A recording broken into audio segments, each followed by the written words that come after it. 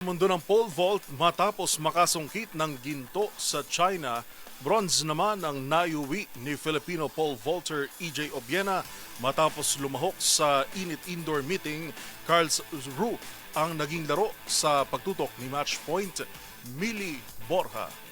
Nagkamit ng bronze medal sa Filipino pole vault star EJ Obiena matapos malampasan ng 5.70 meters sa init indoor meeting Karlsruhe na ginanap sa Germany.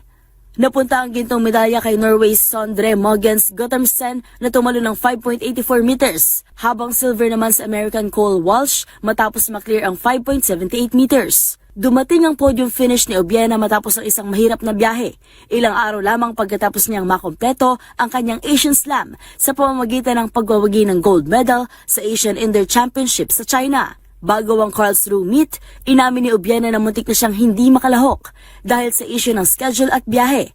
At sa tulong ng Philippine Embassy, naayos ang kanyang sitwasyon at naibalik ang kanyang slot sa kompetisyon.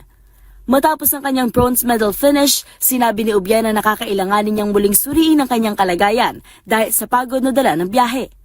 Nakatakdang sumabak si Obiena sa mga susunod na kompetisyon sa France sa February 19 at sa Poland sa February 22, bagamat aayon pa rin ng lahat kung paano tutugon ang kanyang katawan sa mga susunod na araw. At yun ang mga latest updates sa mundo ng sports.